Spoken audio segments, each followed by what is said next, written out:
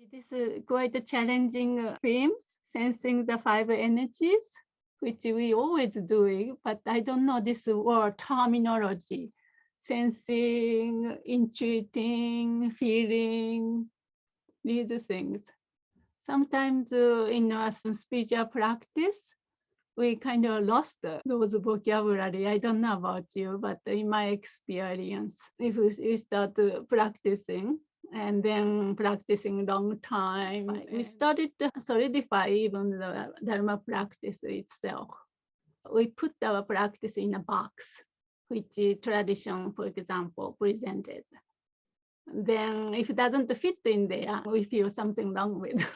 Then we have to make effort to fit into that box. I don't know about you, but for me, my experience is direct experience, personal experience should not be slapped by the concept. Even Buddha said, no, don't believe in what I taught. You examine yourself.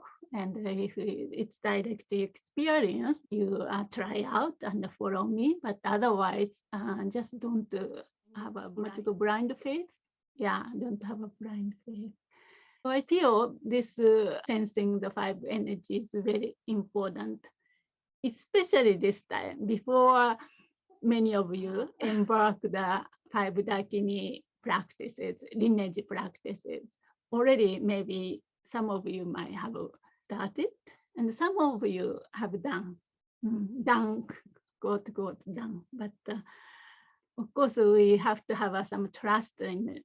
We have to have a trust in the lineage. Then, if we have a 20% trust, we try out ourselves and see what the experience arises or dawns. So this five energy, energy is an interesting word. Until I come to the West, I never use that term because it's an interesting word, but it's a lack in vocabulary. It's hard to describe, but something to do with these five facets. I usually explain that way, 5 dimensions or 5 facets, or the 5 aspects of Buddha nature that we are talking about. So like a diamond have a different facet, right? Or these faces, but it's diamond, one thing. But then have a different faces. So these 5 energies, awakened energies. Okay, so there are constricted energy as well as awakened energy. So manifest in many forms. So same energy, but like a dim switch.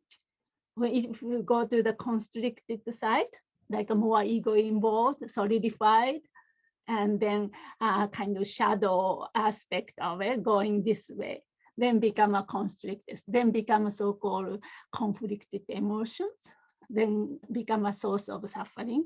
If more open, more close, more awake, more release, more relaxed, become awakened wisdom. So those are called wisdom, sometimes translated to wisdom. It's coming from one source, different flavors of the one thing, which is who you are and the Buddha nature, mind essence. There are many terminologies. The expression of that is the 5 Dakinis. There are many ways to talk about. One way to talk about is 5 Dakinis are expression of the 5 awakened aspect or facet of Buddha nature. Dakini is the activities aspect of the Buddha, but the activity in emptiness. So that's the key thing. Dakini express the wisdom of emptiness. Dakini is the expression of emptiness. Kandoma, that's the Tibetan word. Ka is a space or a sky, which refers to emptiness. Do means going or dancing or moving. So it's a paradox. Dakini hold the paradox beautifully and perfectly. The more get the things done. Dakini is an expression of that and empty. That's why I wanted to go from the beginning, baseline. Who and what we are is that empty, clear, awake, luminous nature of who we are. Manifest, express as the compassionate expression. Each of the 5 dakinis have a specific functions, specific way to express, to serve all beings, protect all mother sentient beings. Yeah, that's a compassionate expression. If they don't have a compassion, actually it's impossible not to have a compassion, as Karmapa was saying. The authentic compassion arises from this wisdom of emptiness. Emptiness is compassion, unbearable, overwhelming compassion. So that the manifestation, Dakini manifests. So each Dakini has its own function. You can say specialities. But what I want to do here in this session is, even before going to like a correlate all these functions, I want you to sense it. I want you to sense in the body. I want you to feel it. And I want you to open senses to nature. 5 elements. Everything can be explained by 5 energies, 5 elements. Inside, outside, between, no border. That's the kind of practice before really intellectualizing the Buddhist concept. Because there are lots of chart and correlation and this and that, and you can do if you do the Google or something. But I don't want to slap the concept of your direct experience. How does that feel on earth energy, for example, but on the maybe lower gate, so-called, the bottom of the central channel, first chakra? How does that feel like? A connection to the earth, groundedness, or whatever, security? There are lots to explore. Then if it's lack, what's blocking me to really connect to that energy? So this constricted side as well. But first we connect the awaken. At least if you have 1% of awakened energy residing, sensing in our body, then that's good enough to explore. Then we look into shadow side as well. So we do those practices in conjunction with the 5 Dakini practices, traditional practices. Then this practice become a bridge, you can say bridge, between the, you can say mundane and sacred. Yeah, very powerful practice. So, but I want you to experience it this way. So your direct personal experience, regardless of what you feel like, whatever might be prefer or unprefer, see if you can rest in that. That's more important. I want you to understand that like approach. We don't want to bring this kind of college student approach to our Dharma practice. Of course, you know, Tibetan tradition developed a very nice curriculum and A to Z kind of Lamrim. Those things are so important to study contemplation and meditation. Those are basic. So I'm not actually, I'm encouraging you to really master and never actually graduate Lamrim until we fully awaken. Come back again and again with much more appreciation for this importance or significance of Lamrim teaching. Having said that, what I'm saying here is I want you to develop this direct experience. It's nothing written on the text. Actually, even if you Google it, it will confuse you. So don't look at your own mind. You remember the poem we read? Mind is your own guru, something like that, right? So listen to your guru again. Listen to the instruction of your true guru again. And trust your direct experience. Any questions, anything? It's hard to say, huh? Because sense is not so conceptual in a sense. In general, not conceptual. But also there are lots of things block the senses and we are caught by the senses. So what we are doing here is to connect Dakini through sense door, through senses. We want to connect awakened presence, expression of awakened presence called Dakinis through senses, or through 5 elements, you can say. It said if your sense doors are wide open, it magnetizes Dakinis. I want you to experience if that statement is true or not. That's what said. What's your relationship to senses, sense doors? I think this statement is implying something deeper than just a normal thing. I don't think kids, for example, their sense doors wide open, no? But then that means they are kind of sensing, inviting the 5 Dakinis. So what I experience is joy, because I tend to be too serious maybe about my practice. And so when I'm consciously opening my sense doors, I feel a lot of joy. And I also feel completely fearless. And it's kind of like I can just turns the world upside down for me and just opens it to things my brain can't even comprehend in a way. Yeah, opening sense door is good, but simultaneously, that's the exact reason I've been kind of pointing out this Karmapa's stanza, connecting who and what you really are, awakened being, awakened already.